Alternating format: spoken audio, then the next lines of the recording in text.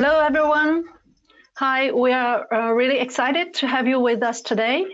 As the field of clinical development rapidly evolves, the use of genetically modified organisms in investigational products, from gene therapies to engaged microbial vectors, demands a nuanced understanding of regulatory, environmental, and operational frameworks.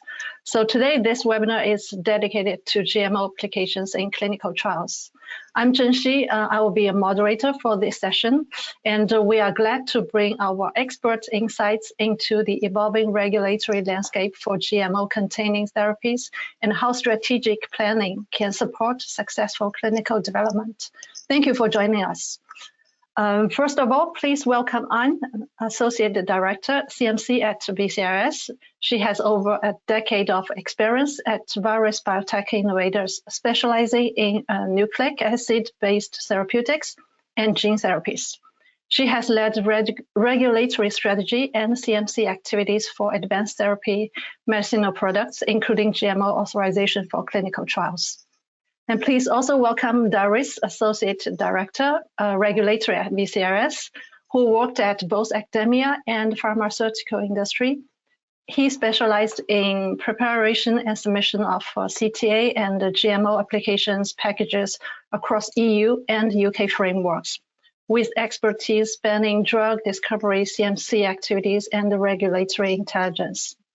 We will have approximately 40 minutes presentation today and 20 minutes Q&A sessions. So please use the question box to submit your questions if you have any.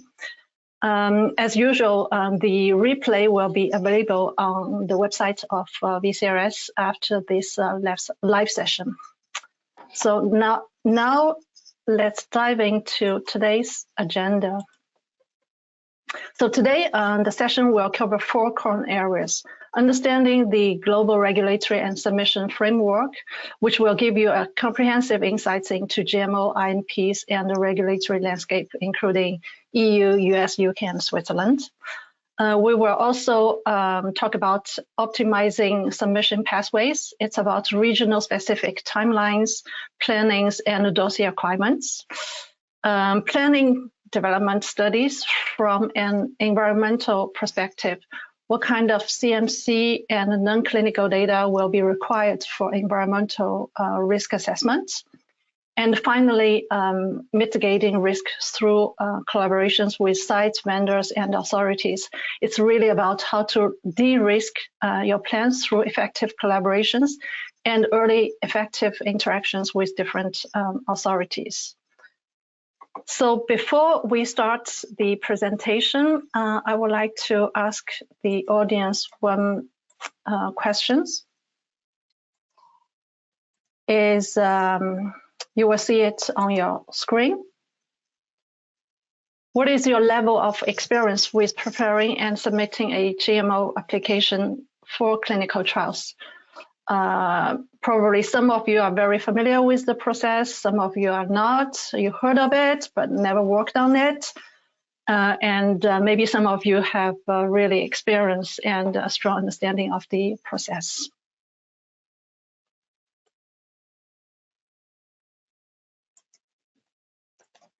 I share the results with the audience.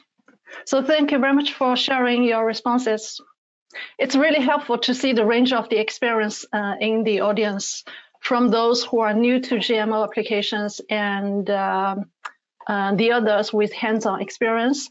So this mix is really, I would say, exactly what makes sense and make this session valuable, whether you are here to build foundational knowledge or to refine your approach. We hope the content will offer a practical insights for everyone. So now I will hand over the floor to Anne, who will talk about understanding the global regulatory and submission framework. Yes, hello everyone. So we are going to start this webinar with an overview of the global GMO regulatory framework and the submission pathway, so with a focus mainly on Europe and US, as you will see. But first of all, it's important to understand if your product is actually a GMO. And so the term genetically modified organism covers actually a broad range of organisms, as we can see here on the bottom of the slide, from plants and crops to animals and microorganisms. And the distinguishing features, according to the three definitions we have listed here, is that a GMO is actually an organism in which the genetic material has been altered in a way which does not occur naturally. So meaning with the use of specific techniques, often called also genetic engineering techniques. And it's here in the definition also interesting to note that the European definition emphasizes the fact that human beings cannot be considered as GMO. So we have listed here different types of medicinal products that can contain or consist of GMO with examples. So the one that comes first in mind are, of course, the gene therapies with, for example, clinical viral vectors like recombinant AAVs, or the ex vivo cell-based gene therapy like CAR T cells. In the field of prophylactic vaccines, you have also some genetically modified viruses like adenovirus-based vaccine. And in the area of live biotherapeutics product, you can find IMP that consists of genetically modified bacteria. Here on the right, you have some example of medicinal products that are not considered as GMOs, because basically they are not a microorganism, and this is, for example, the recombinant proteins, the mRNA-based therapeutics, and the in vivo gene editing products. Now, most countries globally have GMO regulation in place, and these regulations mainly apply to genetically modified plants and animals. But for GMO that are used as medicinal products, the picture is actually slightly different, and not all the countries consider that their use in a clinical trials requires actually a specific authorization. It's not the aim here to go separately through each country, but it's important to remember that the GMO approval is required in many regions where gene therapies clinical trials often take place, such as, for example, Europe, Canada, Japan, or Australia. In US, environmental assessments are in principle required per the 21 CFR, but not for INDs, as we will see later. And here only China, so here on this picture, does not require specific GMO approval for the conduct of a clinical trial. We will now focus more especially on Europe, since the legal framework is quite complex and often prone to questions from sponsors. So the EU has established a really comprehensive legal framework to ensure that the development of GMO takes place in safe conditions, with the two main directives here that are shown in the middle. The Directive 2009/41 that regulates the contained use of GMO, so which is defined as any activities with GMO for which specific containment measures are used to limit the contact of the GMO with the environment. And the Directive 2001/18 that regulates the deliberate release of the GMO into the environment. And so with deliberate release being defined as any intentional introduction of the GMO into the environment, so meaning for which there is no specific containment measures. And so at the end, the aim is for both to protect, of course, human health and the environment, either by using containment and protective measure or by introducing the safety assessment and monitoring of the GMO in the environment. And this EU GMO framework does not exempt IMPs, as we will see afterwards. So as you probably well know, any clinical trials conducted in the EEA must comply with the clinical trial regulation, the CTR. It's a regulation, so it's applicable directly as it is across member states. But for clinical trials with GMO medicinal product, they must also comply with the requirements under the two directives that I mentioned before. So the deliberate release directive and or the contained use directive. So with the focus here, which is not on the safety of the participants, but on the environmental and biosafety aspects. And since these are directives, they have been it has been interpreted differently across the different member states, whether a clinical trial should be regulated under deliberate release or continuous. And this is what you can observe here on the map on the left, where you have, no, on the right, sorry, where you have a country for which any clinical trial with a GMO-IMP is considered as a deliberate release. You have other countries that consider it as a contained use. And finally, you have some countries that consider it can be either deliberate release or contained use on a case-by-case basis. So mainly depending on the type of the product. So for a CTA, as you also probably well know, it's now a centralized process with one submission through the CTIS portal that is done simultaneously in all the member states concerned, with fixed timeline and with an approval received nationally for the trials from both the National Health Authority and from the Ethics Committee. Unfortunately, the CTR excludes the GMO directive from its scopes, and so you need to submit a GMO application independently to each national GMO competent authority where the trial is planned to take place. And then you will receive an approval for each country and sometimes even for each clinical site. So as a conclusion here, the compliance with the requirements under both the regulatory framework is required before the trial can start. As regards now to the data requirement for GMO submission, it differs depending whether it falls under the contained use or the deliberate release directive, and it can greatly vary in the format and content across country. I will not go here into the details, but both directives provide the standard requirements for the submission of a GMO application. This comprises mainly the risk assessment, of course, but also a technical dossier that gathers the information on the nature and on the characteristic of your GMO. And for submission under continuous, local sites related information will also be needed. And on the other hand, for submission under deliberate release, you will need to submit what is called the SNF. It's a document summarizing the technical information of your product, and it's a document that will be published for consultation, for public consultation, and kept also in a GMO register. So for that, it's really important when drafting your application to pay attention to confidentiality.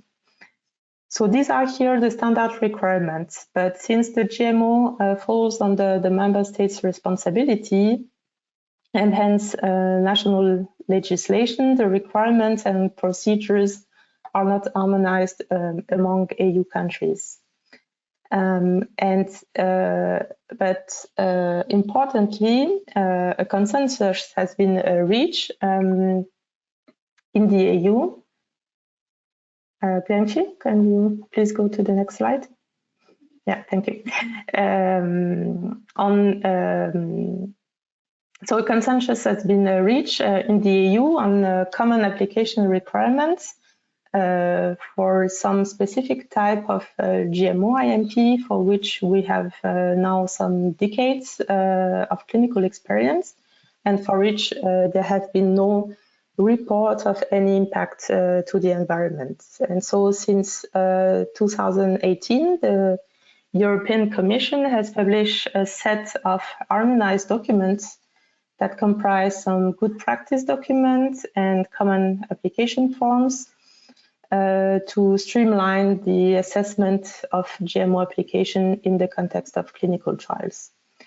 These documents are for now only applicable to some specific type of GMO, like the human cell genetically modified with or without viral vector, AAV vectors, and other types of viral vector. The good practice document details the eligibility criteria and also include a standardized environmental risk assessment, which is really generally formulated. And the CAFs form, they have been generated to be used really as a central document for the GMO application. And in this form, only a limited set of information about the GMO and the clinical use is requested. So if we go back to our standard requirements under both GMO directive, we can see that the CAF form can be used either for continuous or for deliberate release application and replace both the technical document and the risk assessment. For submission under continuous, you will still need to provide some local sites information, and for submission under deliberate release, you will need to submit the SNF. So the benefit of the CAF is that you have just one central document to be prepared for a multinational trial, since it has been endorsed by the majority of the member states. But there is still some minor differences in the national requirements that remains and requires some fine-tuning of the application. Now let's have a quick look at the requirements for the GMO submission in the UK, in Switzerland, and in the US. In the UK, clinical trials with GMO medicinal products, they must comply with the UK GMO continuous regulation, which is the transcription of the EU continuous directive into the UK law. So all work involving GMO, which is carried out at a clinical site, must be assessed and appropriate containment measures approved by a specific local committee that is called the Genetic Modification Safety Committee, GMSC. And in addition, notification at the national level is required only for the first-time use of the premise. And in such case, the site will have to notify its premise and get approval from HSE. It's possible that additional notification to HSE are required, but this concerns only class 2 continuous and above, and for class 1 continuous you don't need to have to do another notification. In Switzerland now, the overarching legal basis for the use of GMO, including in clinical trials, is the Gene Technology Act, and under it there is the Containment Ordinance and the Release Ordinance that regulates the continuous or the deliberate release into the environment. It's a bit similar to what is done in the EU. And in addition, the Ordinance on Clinical Trials states that the CT application for GMO-IMP must include information necessary for the evaluation of the possible risk to human and to the environment. So this means that in Switzerland, environmental data should be provided together with all other CTA information to Swissmedic, and then Swissmedic together with other federal office will jointly assess the environmental risk of the trial. In the US, so although environmental impact considerations are covered in the 21 CFR Part 25, the preparation of an environmental assessment for an IND is normally not required, and the sponsor can then just submit a claim for categorical exclusion. However, at the local level, research that involves human gene transfer requires an IBC approval. IBC is Institutional Biosafety Committee, and this approval is required prior to initiation of the trial. This is a provision that comes from the NIH guideline for research involving recombinant or synthetic nucleic acid molecules. And so IBC review and FDA approval are parallel but distinct process. And Darius will talk about that in more detail later. Thank you, Anne. Before we pass the floor to Darius, I would like to launch another poll question to the audience. You can see on your screen, if you are planning a GMO application, what do you find most challenging? You can select all that apply, from understanding country-specific regulatory requirements to prepare a risk assessment, timelines, delays, lack of internal expertise or resources. I will pause for a few seconds here.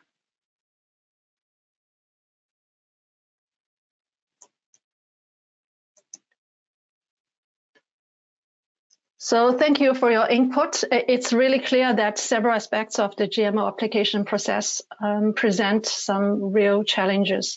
And these responses reflect the very real operational and strategic hurdles that many teams face. And they highlight also why it's so important to take a proactive, well-informed approach, something that we will continue to explore and discuss in the next few slides, next sections. So now I hand over the floor to you, Darius. Thank you, Zhengxi. Hello, everyone. Now, when it comes to optimizing the submission pathways, I'd like to discuss the region-specific timeline planning and general dossier requirements.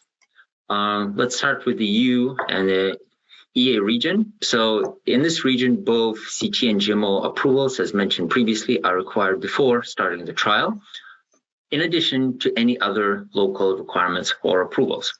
Regarding the evaluation timelines, these are standard as per EU CTR, so for the ATMPs. However, exceptions are possible when going for mononational clinical trials, which offers reduced evaluation timelines. So there's definitely something to consider. In the European Union, the GMO applications do not fall under EU CTR, but rather national laws and have their own specificities when it comes to the evaluation timelines. They can be done before, at the time of, during, or after CTA submission and evaluation. Some countries even require GMO application to be actually approved before you can even submit the CTA. Otherwise, the application will be, the CTA will be rejected. As such, planning such activities in advance is important. Now, when it comes to the dossier requirements, each country classifies the use of GMO-IMPs differently, so continuous versus deliberate release under clinical trial based on their own interpretation of the national law. In general, core information is comparable between the member states, which allows to prepare general documentation first when planning for submission, and then adapt information accordingly, thus saving time in the process. Finally, would like to draw attention that even core information available, with the core information available, some EU countries require a considerable amount of time for GMO package preparation, which may impact the eventual start of the clinical trial. Now, in the US, the IND contains only minimal information regarding the GMO-IMP, and no additional environmental assessment is required due to categorical exclusion for such products. As per the relevant regulation, the CFR 21, in parallel to the IND, a separate submission package has to be provided for the institutional review board's evaluation. And as per CFR 21, this can be done before or after IND submission. Now, when the IMP is classified as gene therapy, but safety dossier has to be also submitted to the local institutional biosafety committee for their evaluation. There is no defined sequence regarding which package for the IRB first or the IBC has to be submitted for evaluation. This really depends on the local IRB and their own internal procedures. However, the submission and approval for by the IBC first may allow to amend some study documents, for example, the prepared ICFs, accordingly, and only then submit such documents for evaluation to the IRB to avoid going back and forth with the amended documents for any additional approvals. Regarding the dossier requirements, these are quite variable between the IRBs and IBCs. Therefore, early interactions are important to allow efficient submission process and to ensure that you're not missing out on anything important. Another point that I'd like to make, and that could definitely be of interest, is that the information related to the GMO and the environmental risk is somewhat transferable between the European Union and the US dossiers. Therefore, it's possible to work on core information if it's, for example, a global trial, and adapt as needed when the time comes according to the country's specificities. Now moving on to the United Kingdom. So as you probably know, the CTA is submitted for evaluation under combined review and typically takes around 60 days for evaluation. In addition to this, it is recommended to start the discussion with sites regarding the GMO application or so-called risk assessments as early as possible and start preparing for separate submissions. Some sites not only have the previously mentioned Genetic Modification Safety Committee, GMSC groups, but also local ATB evaluation groups at the trust level. Therefore, there could be several steps before you actually get the approvals for the site regarding the risk assessment. When it comes to the dossier requirements, each local biosafety committee has their own specific forms and requirements. However, from our experience, the requested information is actually quite comparable and can be reused and adapted as needed. For example, if you have 5 sites, you talk to one, they provide the requirements, and then the other side may be providing a different form. However, the information is quite transferable. And also like to mention that the information in the country dossiers, which could be taken from EU or US, can also be used to answer some of the raised questions, thus greatly reducing the preparation timelines. Now, talking about Switzerland, it's a bit different situation here, where the CTA submission package to Swissmedic must already include all relevant GMO-IMP and environmental risk information. Therefore, such information should be worked on during the CTA preparation process in parallel to the typical information documentation one would submit together with the clinical trial application in Switzerland. The evaluation typically takes around 60-70 days, but may be extended if needed, should there be any questions from the authorities.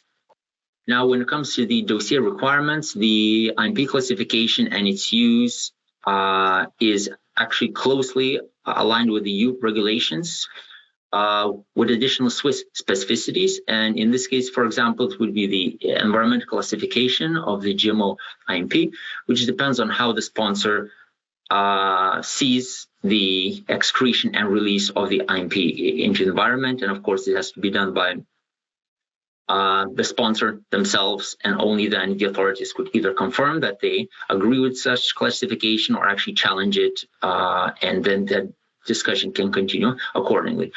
In general, the requested information is comparable, once again, to the information provided in the EU GMO applications.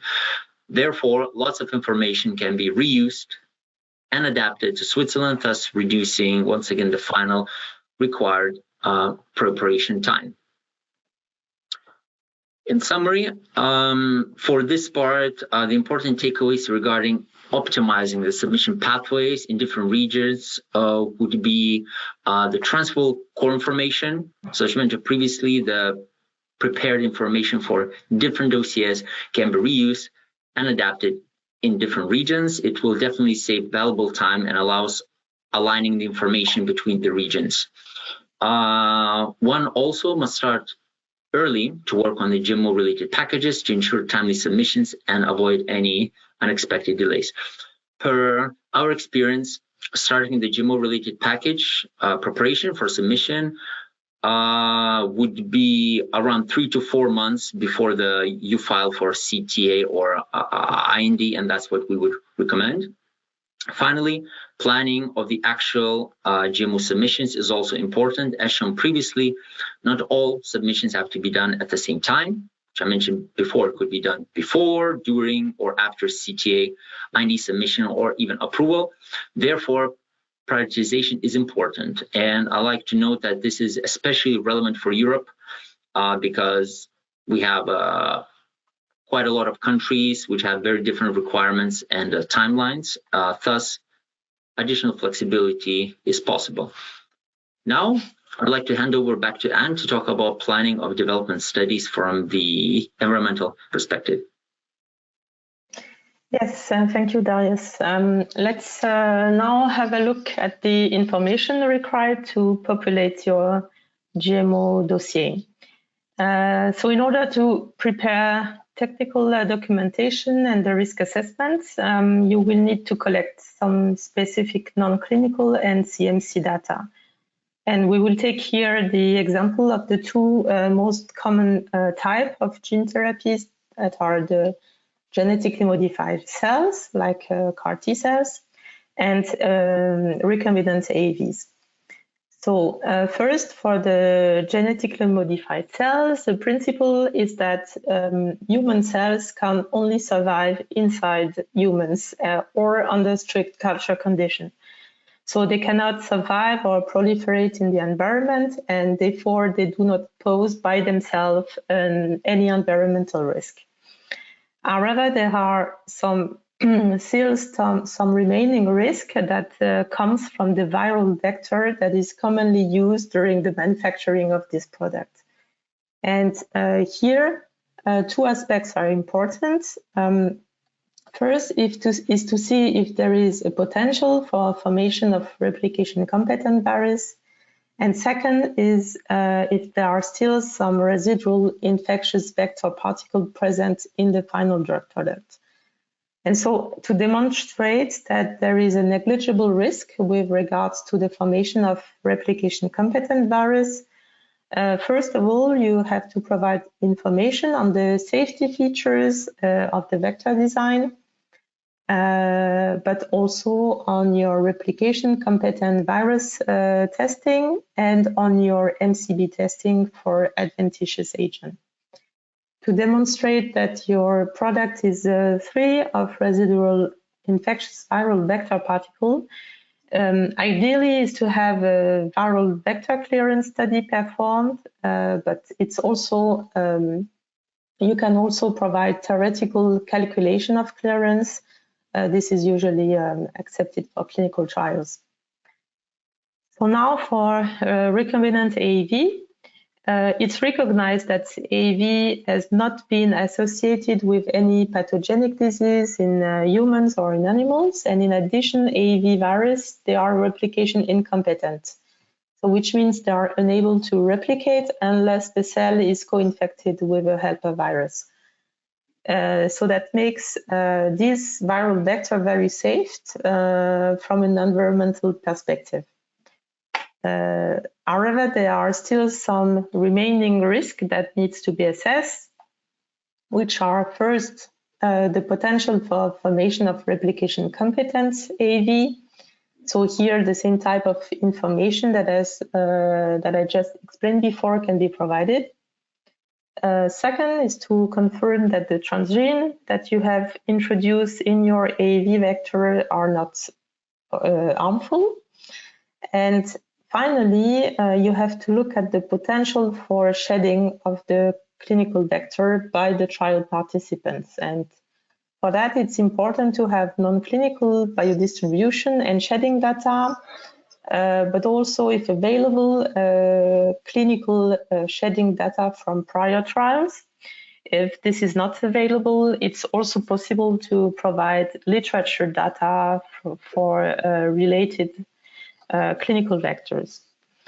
So in conclusion, you will need to acquire non-clinical and CMC data for your GMO application. But the good news is that these study or testing, they are anyway also required by for the EMA or FDA guidelines for the clinical trials application. So it's usually then not study that you have to perform extra for this application. And additionally, you will need also to request to each clinical site some additional site-specific information, such as the location of the activities, the procedures in place, the equipment, the condition of storage and transport. And so the advice is really to collect all these data and information really in advance to avoid any delay. Also, as Darius explained, the required information is often very comparable in the different regions. So for a global clinical trial, you can streamline the preparation of the GMO application by preparing first a core GMO documentation package, so a technical file and an ERA as per the requirements from the EU Deliberate Release Directive. And once these documents are final and approved internally, then you can use them to prepare the country-specific form and package. And finally, one important aspect to keep in mind is the possibility of public consultations and publication in publicly available registers. So you really need to handle confidential information with care. And now Darius will present you other type of consideration to de-risk your submission.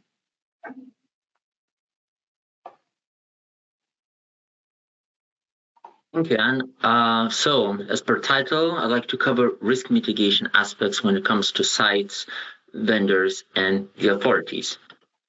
So the effective site and vendor collaboration with the study sponsor is essential in order to ensure that GMO aspects within the clinical trial are covered properly. This greatly eases the preparation and submission of GMO documents. However, would also like to point out that even though it is written that the key to success is choosing your partners with a proven GMO track records, for sites with no GMO experience, they actually should not be disregarded, as a decision to select sites should not only be based on their GMO handling experience, but also their ability, of course, to recruit patients and other important clinical aspects.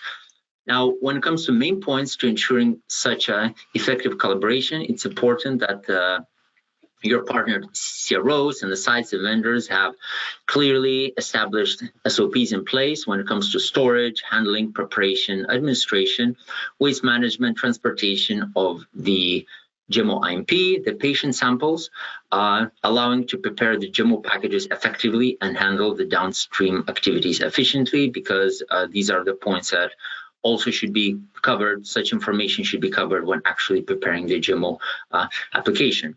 It is also of importance to ensure that the sites have required environmental permits and facility licenses to actually carry out GMO-related activities.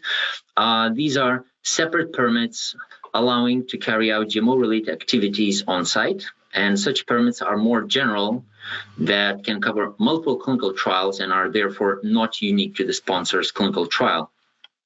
So, for example, if a clinical trial has the clinical site has already carried out a clinical trial with GMO-IMP, there's a strong chance that they already have such license, and now they can fully focus to help applying for the sponsor's clinical trial to the authorities.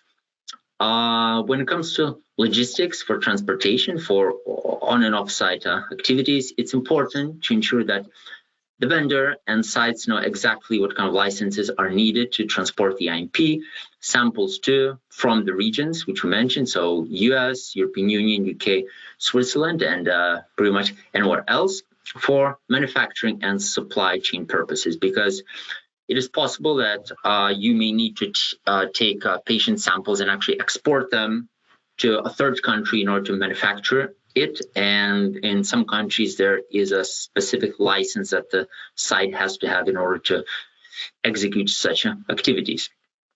And finally, your regulatory partners with extensive GMO-related clinical trial knowledge are essential to ensure that the compliance and the meeting the established deadlines are possible.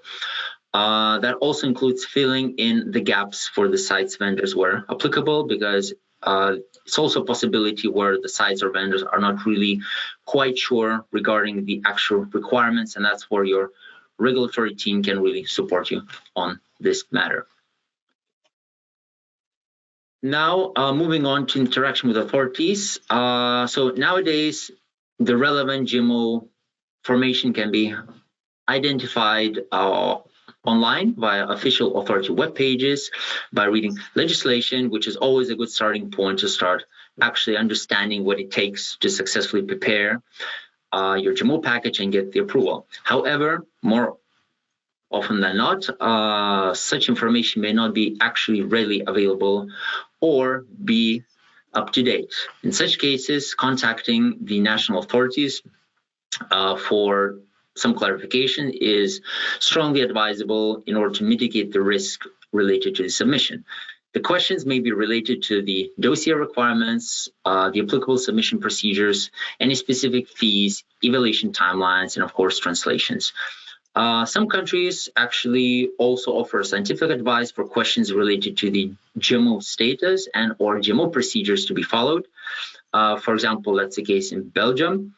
Sometimes the innovative products are not straightforward to define, for example, if they are GMO or not, or which specific procedure to follow, since multiple ones could be actually available and should be applicable. However, such questions can also be answered by your regulatory team, who may already have such kind of experience. From our experience, the possibility of interaction and dialogue with GMO authorities really depend on which authority is being contacted. While some are quite open for the discussion, others cannot offer anything more than just a general advice and saying, okay, you submit what you have, and then we will let you know if we have any questions. And we'd like to emphasize that the answer that the authorities provide really depends on how much information is provided as background. So in short, general questions lead to general answers, which most of the time may not be sufficient enough. And following today's presentation, we'd like to leave you with a few take-home messages. So the cell and gene therapies in clinical development address life-threatening conditions or unmet medical need. So it is important to streamline the submission. Therefore, we'd like to draw your attention to the following points. First, one needs to understand if your product contains or consists of GMOs. The misassignment will cause eventual non-compliance and severe delays in starting the trial. Second, each region has its own requirements and specificities as was presented. Therefore, having a regulatory team that can provide you with the understanding of the regulatory and submission framework is essential to ensure timely approvals. Third, in case of a global trial, preparation of core GMO dossier and its adaptation to country specificities is advised, allowing to save time and align with the information between the regions. Finally, one needs to plan ahead far enough and engage early with clinical site and national competent authorities. The length of GMO approval generally reflects the sponsors, vendors, or sites' understanding of GMO requirements, meaning that if you know exactly what you're doing, you can really prepare the package relatively quickly and submit it for the approval. In case you don't, that of course gonna take a bit longer. Therefore, start planning of the GMO, the biosafety related submissions around 3 to 4 months before you actually file for the CTA and IND. Thank you very much, Darius and Anne, sharing your insights. Before we answering the questions that we received during the live session, I would like to ask a final question to the audience.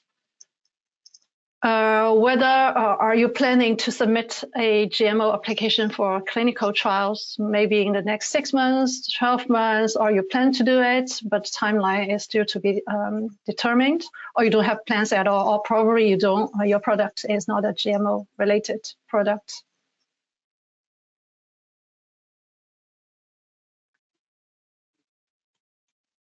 Okay.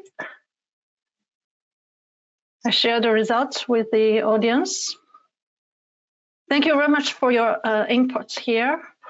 Now let's look at the questions we received during the live session.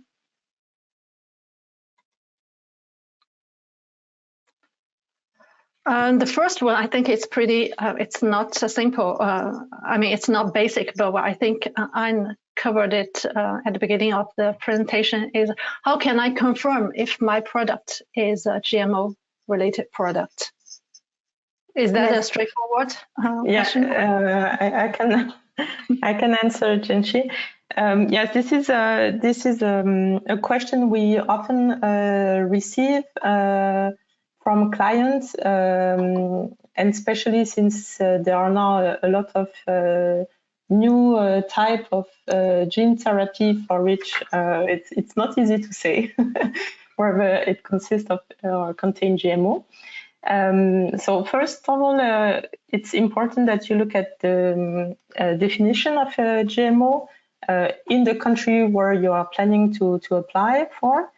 But generally, as you have seen, these definitions, they are quite similar, and what you need to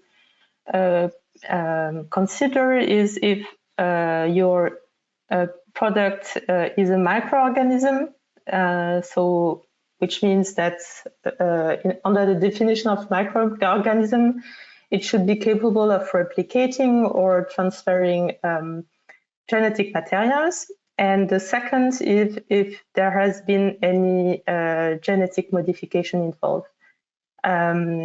So I gave the example of mRNA therapeutics. As you can imagine, these are not considered as a microorganism, and therefore they are not considered as GMO. But if you have a doubt about the status of your product, if it's a GMO or not, it's really advised to contact directly the competent authority of the country where you are planning to apply to submit your CTA and ask for advice. Thank you, Anne. I think that's pretty clear. Another question we received is one of your speakers mentioned that some authorities, some countries, they propose scientific advice for GMO applications. Are there any EU member states where it's easier to prepare and obtain the approval for GMO applications? So I think I can take this question. So from our experience, the countries that would be a little bit easier to submit, it would be France, Finland, Sweden, Norway. And of course, the opposite would be, of course, quite of interest for the audience. And the harder ones would be, for example, Romania, Hungary, Czechia, Poland, and that mainly relates to much more documentation is required for those countries to prepare. And of course, for example, the sites could be also involved in some documentation approval. And that's why the timelines are actually should be carefully considered, especially for those countries. Thank you, Darius. Another question from Aurélie. Do you know whether the EU GMO guidelines are applicable for cosmetic or food studies? Yes, I can take it, Clenchi. Yeah, that's a complex question. I think we will need to come back to you, Aurélie, offline to respond to that. Okay. One more question. Can you confirm what happens if a GMO competent authority rejects my application? Can I proceed with the CTA? You take that, Zhengxi. So typically, any questions or concerns that the authorities may have on your GMO submission are addressed during the RFI phase. If the GMO application is actually rejected, unfortunately, there may be some fundamental deficiencies in the dossier. As such, working with the experts in the field who have actual hands-on experience is actually essential to avoid this. For example, I mentioned previously that some of the release legislation they use in clinical trial can be misassigned. So basically you're applying for a different regulation that actually you're supposed to, and that's why you can get simply a rejection saying that unfortunately this is not applicable for us. Also, as was mentioned, it's actually not allowed to start a clinical trial without the approval of GMO application, and some authorities, not all of them, when you get the approval for your CTA, they actually mention as a condition that please make sure that you get the approval for the GMO application before you start the trial.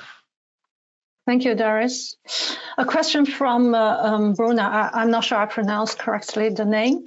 Could you speak to any alignment or framework between GMO applications and EU CTR, CTIS submissions? And maybe you can take that one. Yeah, I can take it. We have also another question related to the same topic. Very similar, yes. Yeah, very similar. If we can, I can say, if we predict or expect that in the future GMO submission would be combined within the CTIS. Yes. So you probably know that in EU there is a new pharmaceutical regulation that is currently being discussed. Under the proposal that is currently available, it's indeed a plan that there would be a single application at the EU level where you would provide all your GMO documentation. So it could be technical document and ERA if it's a specific GMO product, but if it's a product in the list that I've said where you have some CAF and good practice document available, there you could then just provide the CAF. And that would be provided within the CTIS submission, and the GMO dossier would be reviewed by the CHMP, probably with the help of local or advice of local GMO competent authority if they require. I hope yes, that, yeah. This is planned in the future, in short. It's planned in the future, yeah. We still don't know when, but at some point, we hope it will be like that.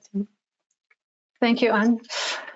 One more question here, maybe Darius, I think it's for you. Do I need to submit a GMO or biosafety dossier each time I submit a new CTA? For example, phase 1, phase 2, 3, do I need to resubmit each time? So the short answer is yes, it's required to submit such package to every new CTA. For the US, the IND, even though the IND continues ongoing, however, when you apply for a new trial with the same IMP for the institutional review boards and the institutional biosafety committees, still you need to actually submit a new one for evaluation because some administrative information has to be changed. However, having said that, the information can actually be readily reused from previous submissions and contain minimal changes because the initial evaluation of your product already pretty much covers a lot of the information regarding the environmental risk that's probably going to continue until the end of trial and new phases until basically the marketing authorization. Because if there's a severe change in the environmental risk, then of course there should be quite a big change in the CTA, where actually maybe a completely new CTA has to be applied, not even related to the to your own CTA. Of course, it has to be tracked very closely, because each change, for example, manufacturing can introduce some changes, and you would need to update that and let the authorities know. However, as mentioned before, the majority of information can actually be reused. And I'd like to stress the point that, for example, in Europe, in some countries, you even have where if you submitted before the application, you can actually just simply refer to it and prepare a much shorter application, simply saying that the environmental risk remains the same and just provide only a few pieces of information, which of course reduces the preparation time. Thank you, Darius. To continue on that question, another very operational question from Thomas. Do I need to submit amendment to the GMO application where I do a CTA amendment? I guess it's yes, but I'll let you take it. So definitely, typically, that would be indeed the case, because the CTA amendments can be very different. It can be, protocol amendments, could be ICF amendments, could be quality amendments. And usually the risk, the environmental risk usually comes from the quality, because you're changing something with the actual IMP. That's where the risk potentially, or the change for the environmental assessment can change. And, of course, then you would need to submit such changes for the evaluation. So in Europe, of course, you have to follow national specific requirements, as in either submit it maybe at the same time as you submit for this CTIS, because that's the procedure. For the other countries, you can just simply submit whenever and state, okay, this has changed. Maybe there's no change for the risk, and they would say, okay, we agree, and then that would be pretty much it. So, it really depends what kind of changes are in the CTA amendment. Okay, thank you, Darius. I think that brings us to the end of today's sessions. It's been really a pleasure to explore this topic with such an engaged and thoughtful audience. So whether you are just getting started with GMO applications or already deep in the process, we hope that today's session offered you useful perspectives and connections, advices. Thank you very much for being with us, and we hope to see you at another future events. Thank you.